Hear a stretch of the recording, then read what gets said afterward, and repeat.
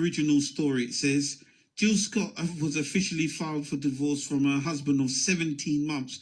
I thought it was less than that. According to this magazine, the 45-year-old songstress cited irreconcilable differences. Yeah. Yes, see, that sounds more realistic. Inappropriate marital conduct that further cohabitation would be unsafe and improper. According to that restraining order now has a context, isn't it? Yeah, right. Yes, yeah. So that's now, that's a more, yeah. Okay. It's that, yeah. So yeah, we obviously don't know, but I guess, Hugh, when you have couples come to you and it says, I mean, I guess now it's also being serious now. We've got our lockdown 3.0, and a lot of relationships were probably under pressure under lockdown 1, but lockdown 2, so under lockdown 3. How do people cope if they're already on the rocks? That's a good question. That's because if they're already rocky, it's already rocky, and people are under pressure now, even more pressure than they were before. Yeah, because to be honest with you, pressure is like financial pressure, because somebody might be they might have lost their income, or if they're furloughed but they're feeling insecure, like how long is this going to last for, and am I going to get laid off? Although I'm getting my money at the moment, how is it going to pan out? What's the job market looking like, depending on what profession people are in? Then you got the factor that people are physically in the same space for longer periods because of the lockdown. Although we can go out, or you're allowed this level of out or whatever, but people are tending to spend more time at home. They're saying that the domestic violence statistics has gone through the roof. That doesn't mean men. I mean, that just means domestic violence. So it could be either way, or even children being, children, yeah. And now you've got the children with you more often than you probably would have done, because normally you would have maybe had your, maybe they went to their grandparents or their uncle and aunts, they probably went out and went to school for much hours of the day. They were out, from under your feet, if you want to use that word. You know what I mean? So, there's a lot of people that are struggling right now in this time. There's a lot of couples that it kind of like make or break. Some people it's brought them closer together. Yeah. They're there to work through their issues, but some people it's, pushed them over the edge. And then to the point of no return. Point of no return. So would you recommend, if someone was in the middle where they're not really over the edge yet, but obviously they're not got closer, to maybe speak to someone like yourself, or would they try and could they do it individually, or would they have to do it together? No, I mean, some people are in couples counselling and or getting, relational coaching tips and pointers, doing sessions, but sometimes they have individual sessions as well, not necessarily with the same person. They might be, I sometimes see individuals who are having couples counselling elsewhere, but they've come to see me as an individual, and they're happy for that space, because there's some things that if they were to bring it to the couples counselling, it would be what they call an incendiary device. It would ignite an explosion in that room. So they still need to process that stuff, but they need somewhere where they feel like, I'm not judged, it's not a battle zone, this is not going to get weaponized, but I need to let this out somewhere. So I'm going to bring it here to my individual therapy. So, yeah. But I think one of the biggest things points I would definitely want people to consider if they're having relational issues, if you are going to seek help, try to seek help. And it doesn't have to be going to see a relational coach or a couples counselor. Even if it is, you're going to sit down with the elders or whoever it is that person that you respect, to try and work some kind of peace treaty if it's getting really heavy, yeah? Try and go early.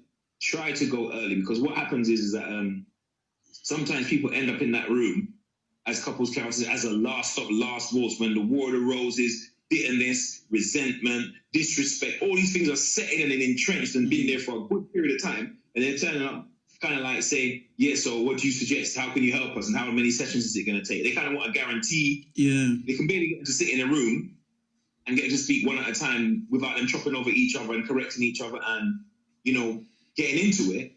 But they actually realistically want to know, how quickly can you solve this for us? And that let the problem get so, festered and got so deep in. So I'm just saying it is important to think about getting an intervention earlier than later, because when it's gone really bad, it makes it that it's possible, but it makes it that much more hard work, You know, human beings sometimes, it's not that something isn't, there's no law in the universe that says something shouldn't be that difficult, but we're very resentful about that. We're things I can say, why is it so hard? And it really, you know, pushes our buttons as human beings. There's nothing that says something shouldn't be hard.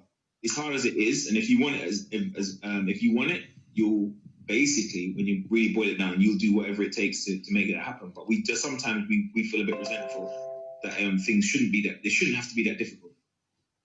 Wow.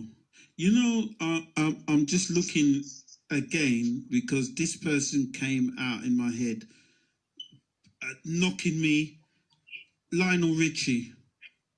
Okay. Yeah, in 2008. But Lionel Richie, well, I would personally say Lionel Richie, one of the best songwriters ever.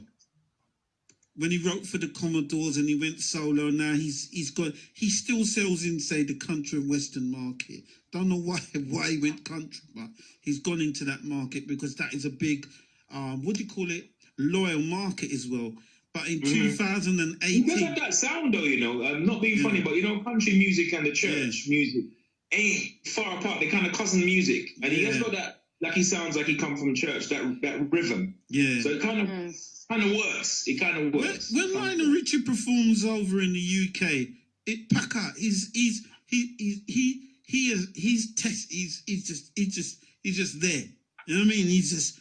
No, he was trying to play. He's trying that roadblock. Now it says that in 2018, February the 4th, it was posted that the most expensive divorce settlement was between Lionel Richie and Diana Richie, which is 25 million.